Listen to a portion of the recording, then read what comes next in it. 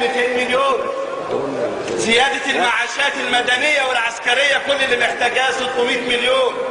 حتى الإدارة المحلية الزيادة اللي محتاجاها 400 مليون. ده التقرير بيقول كده. كل مجمل هذه الأرقام ما كملش 2.5 مليار.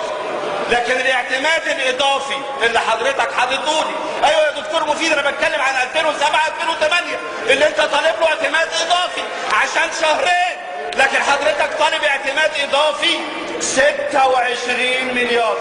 الاعتماد ده لسد عجز في موازنة، دلالة فشل في إدارة شؤون الوطن، إنك ما قدرتش تحقق تنمية، ما قدرتش تحقق نهضة اقتصادية ولا زراعية ولا صناعية.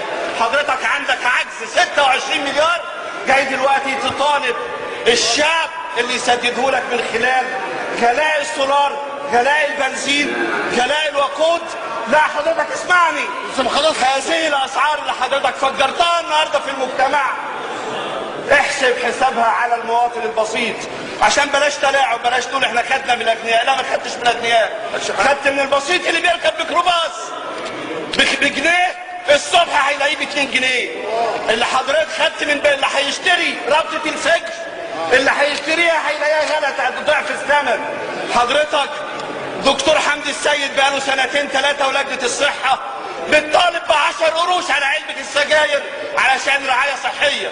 حضرتك النهاردة بتاخد 25 قرش و50 قرش، مش عشان رعاية صحية الفقير محتاج، لكن عشان تسد عجز موازنة وزارة المالية اللي فشلت فانها تغطي العجز. انت بتاخد 7.5 مليار النهاردة في السولار. هو عندنا تعليم يا ريس؟ بناء عليه يا ريس، هو احنا عندنا تعليم حكومي علشان بتطالبوا التعليم الخاص ان يزيد نفقاته؟ ارحموا الشعب المصري، ارحموا الشعب المصري.